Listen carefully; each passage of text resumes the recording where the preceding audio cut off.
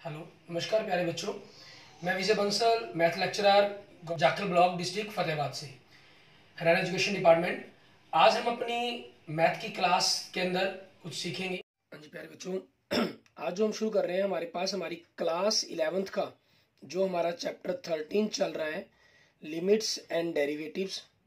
ठीक है, limits and derivatives. उसके आगे हमारी एक्सरसाइज 13.1 कि हम अभी तक 28 क्वेश्चंस कर चुके हैं। ठीक है, उसका हम नेक्स्ट क्वेश्चन देखते हैं, क्वेश्चन नंबर 29। इसमें हमें क्या करने के लिए कहा गया है क्वेश्चन नंबर 29 के अंदर, तो उसके बारे में देखेंगे। क्वेश्चन नंबर 29 में हमें दे रहा है, कहना let A1 A2 AN be fix real numbers है आपके पास, डिफाइन ए फंक्शन। ठीक है, जहां आपको फंक्शन क्या डिफाइन करवा रहा है ये, x minus A1 x minus A2 dash dash dash x minus AN। ठीक है, what is the limit x tends to A1 function के लिए for some a not equal to, अगर a कोई ऐसी वैल्यू है जो A1 से लेकर AN तक आपकी इक्वल नहीं है, then limit x tends to a function fx के लिए। अब इसमें देखें, सबसे पहले तो आपको limit x tends to A1 के लिए निकालने के लिए कहा है। आपने ये फंक्शन लिखा, limit x tends to A1 के लिए कहा था, तो फंक्शन आपके पास x minus A1 x minus A2 dash dash dash x minus AN। तो आपने x की जगह A1 पुट करेंगे, a minus A1 A1 minus A1 A1 minus A2 dash dash dash A1 minus AN। A1 में से A1, क्योंकि आपको same number में से सेम नंबर आप माइनस कर रहे हैं। ठीक है, तो हमारे पास क्या आ जाएगा, आपका आंसर 0 आ जाएगा ये। ठीक है, और 0 का मल्टीप्लाई करेंगे A1 minus A2 dash dash dash A1 minus AN से, और 0 को किसी भी नंबर से मल्टीप्लाई किया जाए तो आपका आंसर क्या आएगा, 0। ठीक है, ये हमारे पास क्वेश्चन का आंसर बन जाएगा। दूसरा हमें क्या निकालने के लिए कहा, इसके अंदर limit x tends to a के लिए। ठीक है, और क्या कह रहा है स्पेशल यहां पर मेंशन क्या कर रहा है ये, a not equal to A1 A2 A3 dash dash dash AN, इनमें से किसी के इक्वल नहीं है। ठीक है, ये स्पेशल मेंशन कर रहा है हमें ये। और तो limit x tends to a function क्या आपका x minus A1 x minus A2 dash dash dash x minus AN। अच्छा, आप यहां पर जैसे मैंने यहां किया, आप सभी को डायरेक्ट वैल्यू पुट कर सकते हैं क्योंकि मल्टीप्लाई के अंदर ही से, और अगर मल्टीप्लाई के तौर पर आप सभी की लिमिट अलग अलग लिखना चाहें तो वो लिख सकते हैं आप। कैसे, जैसे मैं आपको यहाँ पर लिख के दिखाता हूँ, कोई मस्ट जरूरी नहीं है ये, लेकिन x tends to a function, पहला फंक्शन ले लिया, limit x tends to a दूसरा फंक्शन ले लिया आपने, dash dash dash limit x tends to a last function ले लिया आपने। ठीक है, अब a पुट किया तो a minus A1 a minus A2 a minus AN। ठीक है, ये आपके पास आपके क्वेश्चंस का आंसर बन जाएगा। ठीक है, और ये लाइन आप नहीं करते हैं, अगर नहीं भी लिखना चाहें तब भी कोई प्रॉब्लम नहीं है, तब भी आपके पास आपका यही आंसर बनेगा। ठीक है, वो हमारी चॉइस पर डिपेंड करता है कि हम चाहते हैं या नहीं चाहते उस चीज को लिखना। ठीक है, क्लियर। उसके बाद देखते हैं हमारे पास हमारा नेक्स्ट क्वेश्चन, क्वेश्चन नंबर 30। इसके अंदर हमें क्या कह रहा है करने के लिए, यही इंपॉर्टेंट एक्सरसाइज है आपकी। क्वेश्चन नंबर 30 के अंदर देखें हमें क्या कहा। क्वेश्चन नंबर 30 के अंदर दे रहा है हमें एक फंक्शन दे रहा है आपको। ठीक है, फंक्शन के पार्ट्स तोड़े हुए हैं। क्या कह रहा है फंक्शन के अंदर, modulus x plus 1 when x is less than 0, when x is equal to 0 then function 0, when x is greater than 1 then function modulus x minus 1। तो आप जानते हैं, ठीक है, हमें जब मॉडुलस का निशान आ गया तो फंक्शंस को हम तोड़ेंगे, मीन्स फंक्शन को ओपन करके लिखेंगे। और लेकिन यहां आपकी x इज इक्वल टू 0 या नॉट इक्वल टू 0 ऐसा कुछ नहीं दिया गया, आपको ये मेंशन कर रहा है x लेस देन 0 के लिए। x less than 0 means x की वैल्यू नेगेटिव है, और नेगेटिव को पॉजिटिव करने के लिए आपको क्या करना पड़ेगा, minus x plus 1 when x is less than 0, when x is equal to 0, when x is greater than 0 है यहाँ पर। ठीक है, और ये 0 ही रहेगा, और जब 0 से बड़ी वैल्यू है तो दैट मीन्स पॉजिटिव है, तो ये पॉजिटिव नंबर है, और मॉडुलस से भी बाहर पॉजिटिव नंबर ही निकलना था, तो x माइनस 1 हो जाएगा।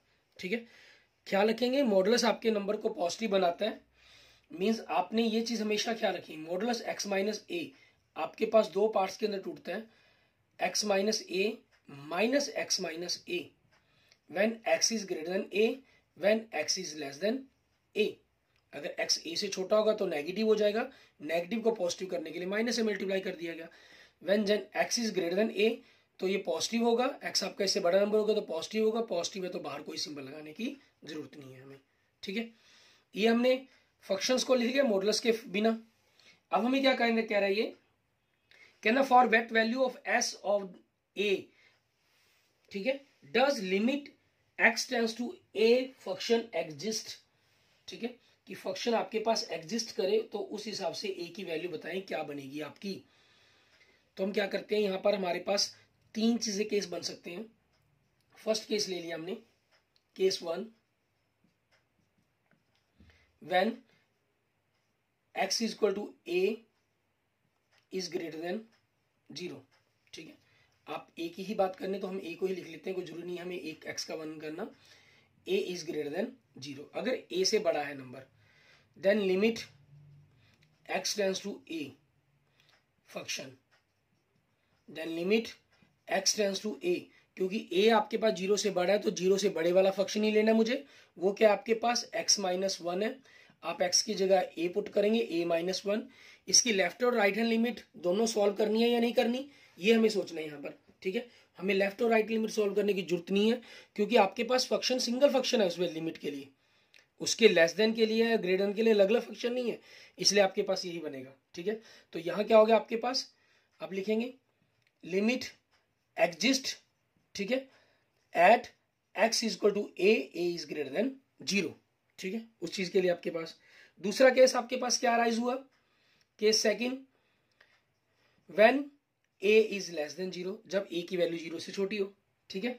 हम 0 पर ही क्यों डिस्कस कर रहे हैं, हम 5 पर या 4 पर या 3 पर क्यों नहीं लिख रहे, क्योंकि आपको जो ये फंक्शन दिया गया वो 0 के अकॉर्डिंग वेरी कर रहा है।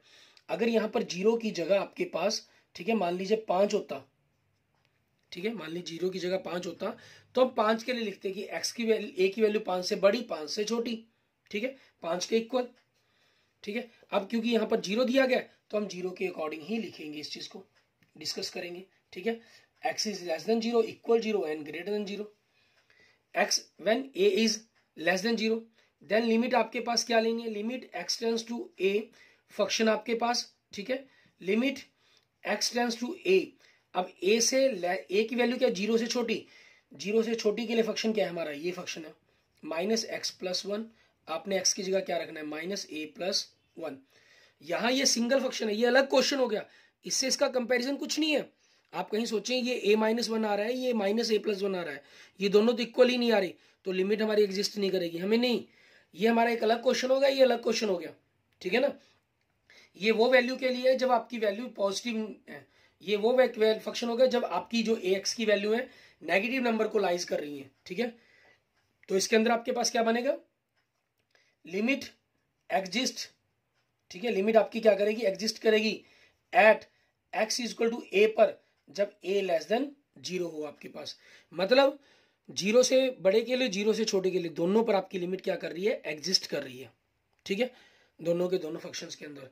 अब तीसरा केस आपको क्या राइज करना है, केस नंबर 3, ठीक है, when A is equal to 0, जब ए आपकी 0 हो, ठीक है, तब हमारे पास हमें क्या करना है, क्योंकि हमें लिमिट एक्स टेंड्स टू ए को सॉल्व करना है, इस चीज को सॉल्व करना है, ठीक है, और जिस लिमिट को हम टेंस करवा रहे हैं, ठीक है, जिस वैल्यू को, वो वैल्यू क्या 0 है, तो 0 से लेस देन और ग्रेटर देन के लिए दो डिफरेंट फंक्शन है हमारे पास, ठीक है। ए की जगह यहां पर हमारे पास क्या फंक्शन बन गया, आपने 0 से बड़ा लिया तो ये 5, 7, 8, 10, 12, 20 कोई वैल्यू हो सकती थी, उसके अकॉर्डिंग फंक्शन लिखा। जब आपने लेस देन की बात की तो ये एक्स टेंड्स टू -3, -7, -8, -50, -70, -80, -150 कुछ भी हो सकता था हमारे पास, फंक्शन वैल्यू हो सकती थी, ठीक है, आपने उसके अकॉर्डिंग सॉल्व किया। जब आप बात कर रहे हैं and when A is equal to 0, तो क्या चीज है, limit x tends to 0 function, 0 के लिए कह रहा है लिमिट एक्स की टेंड्स कर रही है 0 को, और 0 से लेस देन और ग्रेटर देन के लिए डिफरेंट फंक्शंस है, तो आपको इन दोनों को सॉल्व करना पड़ेगा, ठीक है। और यहां तक आप ख्याल रखिए, आपकी जो लिमिट एग्जिस्ट कर रही है ग्रेटर देन के लिए भी लेस देन के लिए भी, सभी नंबर के लिए, मींस आपका जो ये फंक्शन है वो सभी वैल्यू के लिए एग्जिस्ट करता है, ठीक है। सिर्फ किस चीज को चेक करना रह गया हमारा, a इक्वल टू 0 को छोड़कर। अगर इस पर भी एग्जिस्ट कर गया तो आपके पास सभी के लिए एग्जिस्ट कर जाएगा, नहीं otherwise function exist less except x equal to 0, ठीक है। ये वैल्यू बन जाएगी हमारे पास। अगर हुआ तो सभी के लिए ऑल रियल नंबर्स आ जाएगा हमारे पास। अब इस चीज को देखते हैं हम आगे कैसे करेंगे। केस थर्ड, ठीक है, इसको राइज करते हैं, हम यहां से साफ कर लेते हैं इसको पोर्शंस को। अब इसके केस नंबर 3 हमने देखा, ठीक है, व्हेन a इक्वल टू 0।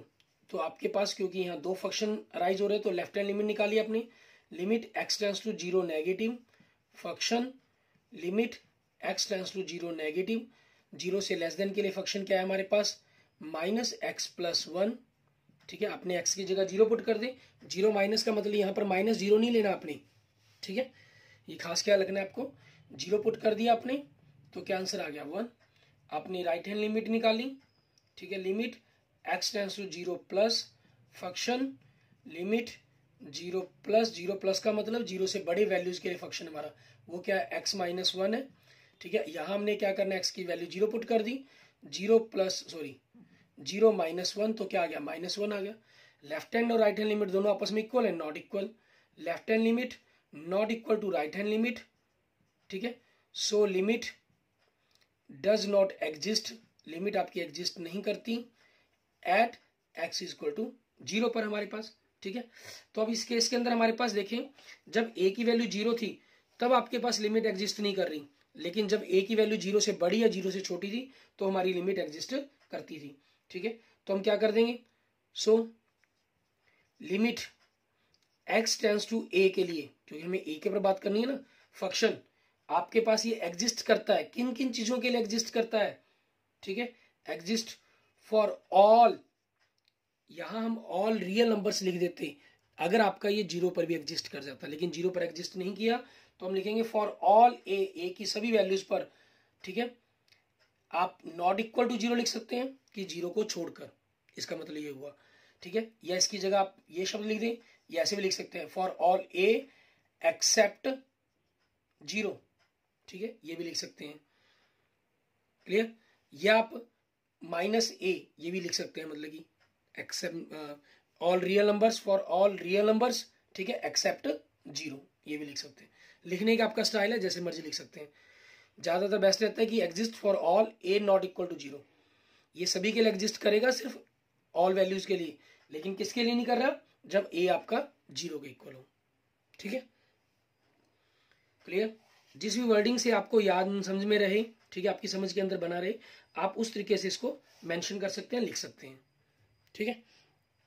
आगे देखते हैं हमारे पास हमारा नेक्स्ट क्वेश्चन, क्वेश्चन नंबर 31। उसमें हमें क्या कह रहे हैं ये करने के लिए, क्वेश्चन नंबर 31 को देखें। क्वेश्चन नंबर 31 में कह रहे हैं, कहना if the function f(x) satisfy the limit, ठीक है, आपके पास सेटिस्फाई कर रहा है limit x tends to 1 function -2 upon x की पावर 2 -1 इक्वल टू पाई, ठीक है। और एवेल्यूएट करना है आपको, वैल्यू निकालनी है, ठीक है। किस चीज की वैल्यू निकालने के लिए कहा इन्होंने, limit x tends to 1 function, ये वैल्यू बताएं क्या होगी आपकी। तो यहां से देखिए आपके पास लिमिट है, तो हम दोनों ऊपर नीचे इस लिमिट को ऊपर नीचे अलग अलग कर लें, कोई प्रॉब्लम नहीं है। Limit x tends to 1 function, ये कांस्टेंट फंक्शन है तो आप इसकी लिमिट ना लिखने की जगह सीधा डायरेक्ट 2 लिख सकते हैं। Limit x tends to 1 function x की पावर 2 -1 इक्वल टू पाई, और ये लिमिट मैं दूसरी तरफ मल्टीप्लाई कर सकता हूँ क्योंकि मुझे इस चीज की वैल्यू चाहिए निकालनी है, ठीक है। मेरा टारगेट है इस वैल्यू को निकालना, -2 pi limit x tends to 1 function x² -1, ये चीज आ गई आपके पास, क्योंकि हमें इस वैल्यू को निकालना है। तो limit x tends to 1 function equal to pi limit x tends to 1 function x² -1 plus 2, ये -2 हो जाके क्या हो जाएगा, +2 हो जाएगा, ठीक है। क्योंकि लिमिट आप जानते हैं एक के साथ लिखिए, आप सभी के साथ लिख दें, कोई प्रॉब्लम नहीं है उस चीज के अंदर, ठीक है ना। क्योंकि लिमिट सिर्फ उस फंक्शन को रिप्रेजेंट करने का काम करती है, उसकी वैल्यू को हमें बाउंड करवाने का काम करवाती है, ठीक है। और ऐसा कुछ नहीं है कि कोई लिमिट हमें अलजेब्रिक ऑपरेशंस के अंदर किसी प्रकार की दिक्कत देती है, प्लस माइनस गुना भाग कुछ भी हो, ठीक है, हम सभी के साथ अलग अलग लिमिट्स को मेंशन कर सकते हैं। अब हमें, क्योंकि हमें तो वैल्यू निकालनी है किस चीज़ की, limit x tends to 1 function आपके पास आपका, ठीक है, हमें इस चीज़ की वैल्यू निकालने के लिए कहा गया था। यहाँ हम वैल्यूट करते हैं पाई, x की जगह आपने 1 पुट किया, 1 की पावर 2 माइनस 1 प्लस 2, तो पाई 1 माइनस 1 प्लस 2, तो पाई 1 माइनस 1 क्या होगा 0, और 0 को आप किसी से मल्टीप्लाई करें तो क्या आएगा 2 आएगा। So limit x tends to 1 function, आप इस लिमिट को इसके बाहर यहाँ लिख रहे हैं या फंक्शन के नीचे लिख रहे हैं, उससे कोई प्रॉब्लम नहीं है, वो एक ही तरीका लिखने का, ठीक है ना। कई बार कंफ्यूज हो जाए कि इस प्रकार से इधर लिखना है या आगे लिखना है पीछे लिखना है, में कोई प्रॉब्लम नहीं है, जहां मर्जी रिप्रेजेंट करवा सकते हैं आप उसको, ठीक है। तो ये हमारे पास क्या आ गया, लिमिट की x टेंड्स टू 1 फंक्शन के लिए जो आंसर आ गया वो आपका 2 आ गया, ठीक है। इस दी गए रिलेशन से हमने इस वैल्यूज को फाइंड आउट कर लिया, क्लियर। उसके बाद देखते हैं हमारे पास हमारा नेक्स्ट क्वेश्चन, हमारी एक्सरसाइज 13.1 का हमारा लास्ट क्वेश्चन, ठीक है, और बड़ा ही इंपॉर्टेंट क्वेश्चन है, क्योंकि इसके अंदर भी हमें ए और बी या एम, जैसे हमने क्वेश्चन पीछे किया था पिछले लेक्चर्स के अंदर, हमारे क्वेश्चन नंबर 28 किया था हमने, ठीक है, उसी तरीके से हमें यहाँ पर भी करना है। वहां ए और बी की वैल्यू को निकाला था, यहाँ हमने एम और एन की वैल्यू को निकालना है। इसमें देखिए आपको फंक्शन दे रहा है, ये 3 पार्ट्स के अंदर तोड़ रहा है, एम एक्स की power 2 plus n x plus m, ठीक है, एन एक्स की पावर 3 प्लस एम, हमें 3 डिफरेंट वैल्यू दे रहे हैं। When x is less than 0, when x is greater than equal than 0 and less than and equal than 1, when x is greater than 1, for what value integers m and n, आपको m और n की value बतानी है। Does both limit, ठीक है, आपके पास क्या कह रहा है, limit x tends to 0 function and limit x tends to 1 function, ठीक है, दोनों के दोनों एग्जिस्ट, ठीक है, दोनों के दोनों आपके क्या करते हैं, बोथ एग्जिस्ट, ये एग्जिस्ट करते हैं।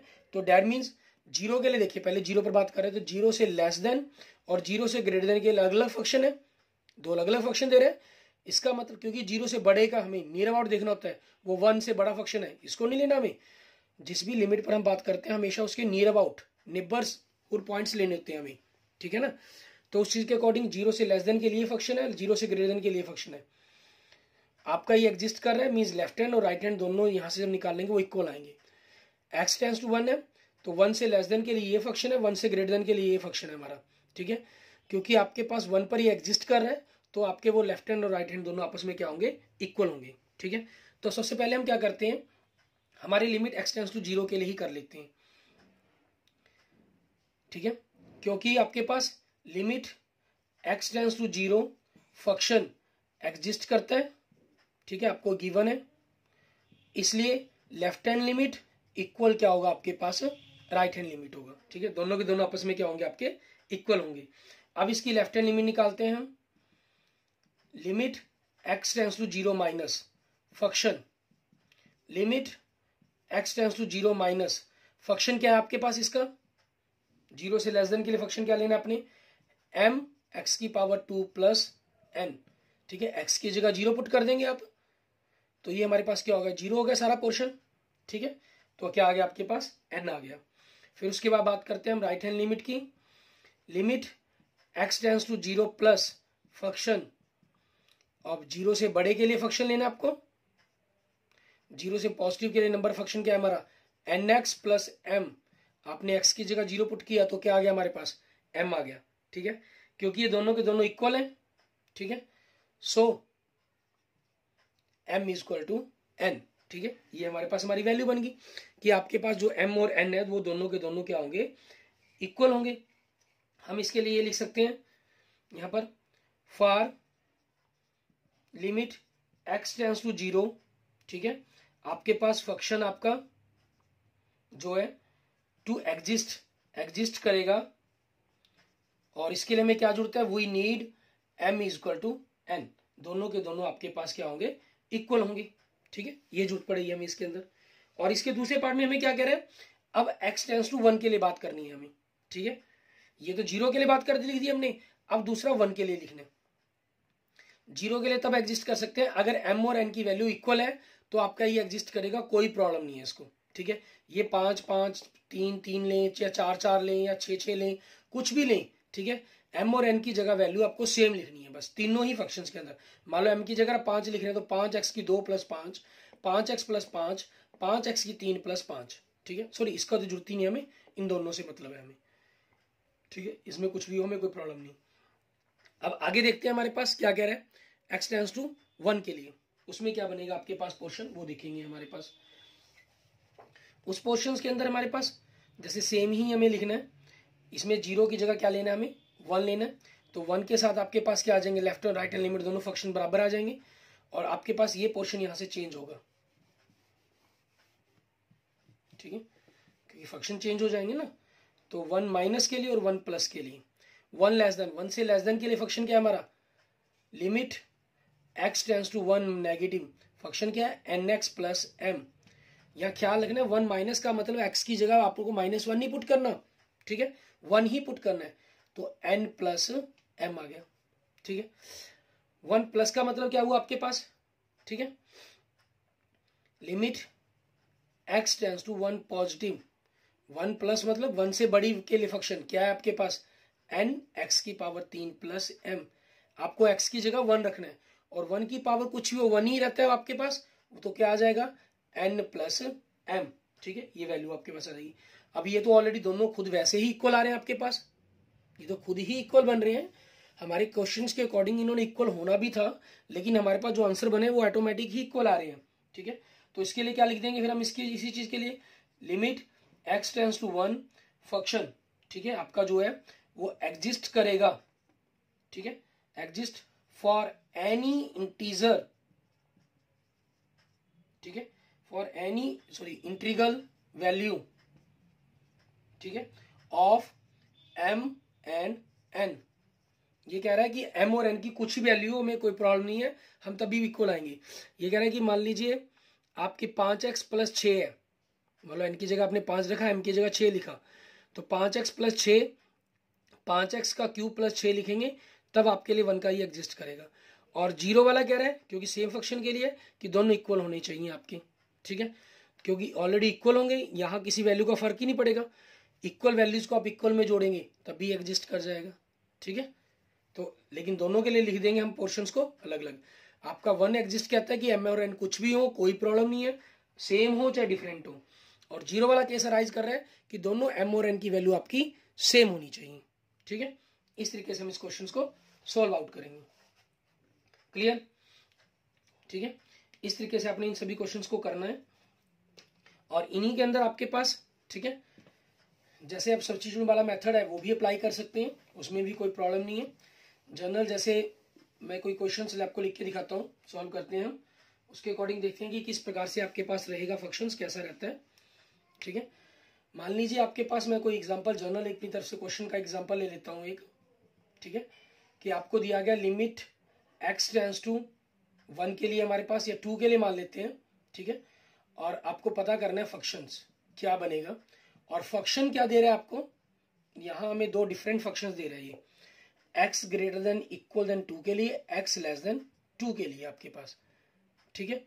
तो इनमें हमें देखना है कि हमारे पास इन दोनों के लिए क्या क्या रहेगा, और कैसे हम इस सब्स्टिट्यूशन वाले मेथड को सॉल्व कर सकते हैं। एक तो डायरेक्ट वाले हमने सभी क्वेश्चंस के अंदर करके देखा, दूसरा सब्स्टिट्यूट वाला जो क्वेश्चन नंबर 23 में मैंने आपको अपने पिछले लेक्चर में करवाया था, ठीक है, वही मेथड एक तरीका आपको एक बार दोबारा और समझा रहा हूँ, ताकि अगर आपको किसी में लगाना हो तब भी कोई प्रॉब्लम नहीं है। यहाँ फंक्शन हम अपनी ही चॉइस से अकॉर्डिंग कुछ भी लेकर चल सकते हैं, कोई बिना किसी दिक्कत के। मान लेते हैं फंक्शन आपके पास x + 2 और माइनस, ठीक है, x + 2 है फंक्शन आपके पास, ठीक है, जस्ट लाइक इन हम ये फंक्शंस मान लेते हैं इसके अंदर। तो आप देखें इसके अंदर लेफ्ट हैंड लिमिट, क्योंकि आपको 2 पर सॉल्व करना है ना, 2 से लेस देन और ग्रेटर देन के लिए डिफरेंट फंक्शन है, तो ये क्या कहता है, limit x tends to 2 negative function, limit x tends to 2 negative, 2 negative का मतलब 2 से लेस देन का फंक्शन, ये हो गया, ठीक है। और फिर इसमें क्या करना होता है, सब्स्टिट्यूट के अंदर पुट करते हैं हम, put x = 2 minus h, 2 minus h, क्योंकि x टेंड्स टू 2 नेगेटिव है, इसलिए s टेंड्स टू हमेशा क्या होगा आपका 0 होगा। इस चीज की थोड़ी सी जरूरत हमें इसलिए पड़ती है क्योंकि डेरिवेटिव के जो हम फर्स्ट प्रिंसिपल लगाएंगे, ठीक है, उसमें हम h टेंस टू 0 पर ही क्वेश्चंस को सॉल्व करते हैं। उस चीज के कारण ये नियम हमारा h टेंस टू 0 वाला हमें जरूर आना चाहिए, ठीक है। तो उसी चीज के अकॉर्डिंग देखें आपके पास क्या हो जाएगा, फिर इस फंक्शन को चेंज करते हैं, ये लिमिट x की जगह h टेंस टू 0 बन जाता है और x की जगह क्या आ जाएगा हमारे पास, माइनस बाहर था यहाँ पर, x की जगह 2 माइनस h प्लस 2। अब h की जगह 0 पुट कर दो तो -2 + 2 इक्वल टू कितना हो गया, 0 हो गया आपके पास, ठीक है, ये चीज बन गई। उसके बाद right hand limit x tends to 2 plus function हमारा, limit x tends to 2 plus function के आपके पास 2 से बड़ी वैल्यू के लिए x प्लस 2। तो आपने क्या करना है यहाँ पर, limit x tends to 2 plus, ठीक है। तो यहां हम जिस लिमिट को चेंज करेंगे, लिमिट को क्या चेंज करेंगे, हम लेट करेंगे put x equal to 2 plus h, क्योंकि x टेंस टू 2 प्लस है इसलिए h टेंस टू क्या बनेगा आपका, 0 बनेगा हमेशा। यहाँ लिमिट चेंज हो जाएगी आपकी, x की जगह h टेंस टू हो जाएगा क्योंकि फंक्शन चेंज हो गया। x की जगह क्या पुट कर देंगे, 2 प्लस h प्लस 2। अब h की जगह 0 पुट कर दो तो 2 प्लस 2 कितना आ गया, 4 आ गया। ये दोनों इक्वल नहीं है, ठीक है, not equal, so limit does not exist हो जाएगा। अगर ये इक्वल हो तो लिमिट आपकी एग्जिस्ट करेगी, ठीक है, क्लियर। उसके बाद देखते हैं हमारे पास, हमें जो अगली एक्सरसाइज के अंदर हम पढ़ेंगे डेरिवेटिव के बारे में, उसके बारे में छोटी सी एक बात बताता हूं आपको मैं, ठीक है। वैसे उसके बारे में ज्यादा डिटेल आपने +2 क्लास के अंदर पढ़नी है। आपको कोई भी फंक्शन दिया गया, ठीक है, आप क्या करते हैं उसकी लेफ्ट हैंड लिमिट और राइट हैंड लिमिट निकालते हैं। अगर ये दोनों इक्वल आ गई हैं तो देन लिमिट एग्जिस्ट करेगी, ठीक है। अगर ये दोनों इक्वल नहीं है, ठीक है, तो लिमिट डज नॉट एग्जिस्ट, तो लिमिट डज नॉट एग्जिस्ट। ये दो केस अराइज होते हैं इसके अंदर फंक्शंस के, लिमिट के तौर पर हम यूं कह सकते हैं, ठीक है। अगर फंक्शन आपके पास ग्रेटर देन और लेस देन के लिए दो टाइप के अंदर फंक्शन दिया, सिंगल फंक्शन है तो वो एग्जिस्ट ही करेगा हमेशा, ठीक है। सिंगल फंक्शन के लिए जो भी लिमिट पर आप निकाल रहे हैं सिंगल फंक्शन बनता है उसका, तो वो 100% एग्जिस्ट करेगा। अगर ग्रेटर देन लेस देन के लिए दो अलग अलग पार्ट्स के अंदर बन रहा है तो आपके पास वो एग्जिस्ट कर भी सकता है, नहीं भी। अगर वो एग्जिस्ट नहीं करता तो इससे एग्जिस्ट से अगला कंसेप्ट होता है फंक्शन की कंटिन्यूटी का, ठीक है। तो आपका ये डज नॉट कंटिन्यूस, ठीक है, फंक्शन आपका कंटिन्यूस नहीं होगा, ठीक है। और अगर कंटिन्यूस नहीं है तो आपके पास, ठीक है, उसका डेरिवेटिव है वो एग्जिस्ट नहीं करेगा, डेरिवेटिव डज नॉट एग्जिस्ट, ठीक है। ये आपके फंक्शंस के लिए हम कई प्रकार से हम बात कर रहे हैं। और अगर आपके पास ये लिमिट एग्जिस्ट करती है, ठीक है, जैसे मैंने आपको कहा दो पार्ट्स के लिए भी एग्जिस्ट करेगी, और अगर फंक्शन सिंगल है आपके पास, ठीक है, तो वो भी तब भी 100% एग्जिस्ट करेगा फिर वो, ठीक है। अगर एग्जिस्ट करते हैं तो दो तरीके हो सकते हैं आपके पास, वो फंक्शन कंटिन्यू हो सकता है एंड डज नॉट कंटिन्यू, ठीक है। और अगर कंटिन्यू नहीं है वो तो आपके पास वो डेरिवेटिव नॉट एग्जिस्ट, तो डेरिवेटिव भी एग्जिस्ट नहीं करेगा उसका, ठीक है, डेरिवेटिव एग्जिस्ट नहीं करेगा। अब कंटिन्यू होने के लिए क्या होगा, आपके पास जो लिमिट है वो x टेंस टू 1 कुछ भी फंक्शन के लिए वो डायरेक्ट फंक्शन ऑफ a के इक्वल होनी चाहिए a पुट करने पर, ठीक है। अगर वो इक्वल हुई तो कंटिन्यूस, अगर limit x tends to a आपने जो फंक्शन की वैल्यू निकाली वो एग्जिस्ट करती थी लेफ्ट और राइट हैंड, वो डायरेक्ट पुट किया आपने जो फंक्शन के अंदर वैल्यू, ठीक है, उस पर आपके पास आंसर नहीं आया, उसका नॉट इक्वल आया, then function does not continuous, ठीक है। ये चीज बताता है आपका कंटिन्यूस का मतलब क्या हुआ। अगर हम ग्राफिकली बनाने की बात करें इसको, मीन्स मान लीजिए लेफ्ट हैंड राइट पर चल रहा है, ये आपके पास राइट हैंड लिमिट पर फंक्शन चल रहा है, किसी पॉइंट पर जाके आपके पास क्या हुआ, टूट जाते हैं ये, ठीक है, तो कंटिन्यूस नहीं। अगर वो ज्वाइंट है, सेम वैल्यू दे रहा है उस पॉइंट पर भी सेम वैल्यू, तो उस मतलब ज्वाइंट हो गए, तो ज्वाइंट का मतलब फंक्शन आपका कंटिन्यू फॉर्म में ही चल रहा है, ठीक है। और कंटिन्यूस हमेशा आपका दिखाता है क्लोज्ड इंटरवल के अंदर, ठीक है, क्योंकि हर वैल्यू जो अपर और लोअर के अंदर हमेशा हर वैल्यू को एग्जिस्ट किया जाता है, और डेरिवेटिव को चेक किया जाता है हमेशा ओपन ब्रैकेट के अंदर हमेशा, ठीक है। अगर फंक्शन कंटिन्यू है तो इसके दो चीजें हो सकती हैं, एक तो आपका वो डेरिवेटिव हो सकता है और दूसरा वो डेरिवेटिव नहीं हो सकता, ठीक है, डज नॉट डेरिवेटिव। ये कब नहीं होगा? आपके पास ऐसे सिंगल फंक्शन है उसका डेरिवेटिव 100% होगा। लेकिन अगर इस टाइप के फंक्शंस है, ठीक है, तो उसमें आपका डेरिवेटिव हो भी सकता है, नहीं भी हो सकता। ठीक है, दो चीजें रहती हैं। सिंगल फंक्शन में मोस्टली आपका डेरिवेटिव होता है, और कई बार आपको देखने में लगते हैं ग्रेटेस्ट इंटीजर फंक्शन या मॉडुलस फंक्शन, ये सिंगल दिए गए होते हैं, वो ऑटोमेटिक ही आपके दो पोर्शन के अंदर टूटते हैं, आपको पता ही है। तो वो इस केस के अंदर चले जाते हैं। देखने में आपको मान लीजिए मॉडुलस फंक्शन दे दिया गया आपको, ठीक है, आपका क्योंकि टूटेगा x और माइनस एक्स के अंदर टूटेगा, x is greater than 0, x is less than 0 के अकॉर्डिंग।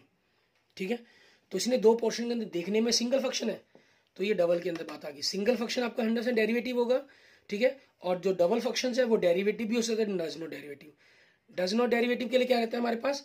अगर left hand derivative right hand derivative के इक्वल नहीं है तो डज नॉट डेरिवेटिव, और अगर आपके पास लेफ्ट हैंड डेरिवेटिव और राइट हैंड डेरिवेटिव दोनों आपस में इक्वल है, ठीक है, तो आपके पास वो आंसर एग्जिस्ट करेगा। इस पूरी डिटेल की आपको जो जरूरत है, हमें महसूस है, ठीक है, वो आपको ज़्यादातर +2 क्लास के अंदर जरूरत पड़ेगी। हम यहाँ पर थोड़ा सा डेरिवेटिव के इस कंसेप्ट की बात करेंगे। कंटिन्यूटी जो इसके बीच का कंसेप्ट है, ठीक है, उसको हम यहाँ पर डिस्कस नहीं करेंगे। हम यहाँ जो मोस्टली क्योंकि कंटिन्यूटी की बात ही नहीं करेंगे, तो जितने भी फंक्शन हम +1 क्लास के अंदर लेकर चलेंगे, ठीक है, वो सभी के सभी ऐसे फंक्शन होंगे मोस्टली 100% जो आपके डेरिवेटिव होंगे। ठीक है, और 12th क्लास के अंदर हम क्योंकि लिमिट के बाद कंटिन्यूटी पर बात करेंगे, वहां पर हम हमारा जो स्टार्टिंग होगी कैलकुलस की वो कंटिन्यूटी से स्टार्ट होगी। लिमिट आप ऑलरेडी +1 का यूज करेंगे वहां कंसेप्ट, ठीक है, कि आप सीख चुके हैं। तो कंटिन्यूटी से एग्जिस्ट करके आपको लिमिट, डेरिवेटिव और डज नॉट डेरिवेटिव दोनों ही बातों को वहां हम सीखेंगे 12th क्लास के अंदर। Clear? Okay, thank you students, thank you friends. अगर आपको मेरी वीडियो अच्छी लगी है तो इसको लाइक करें, अपने दोस्तों मित्रों के साथ इसको जरूर शेयर करें। किसी भी प्रकार की प्रॉब्लम के लिए आप मुझे मैसेज कर सकते हैं, मुझे कमेंट कर सकते हैं, ठीक है। और अगर आपने मेरा यूट्यूब चैनल विजय जाखल बंसल मैथ को अभी तक सब्सक्राइब नहीं किया है तो मेरे यूट्यूब चैनल विजय जाखल बंसल मैथ को जरूर सब्सक्राइब करें। Thank you students, thank you friends.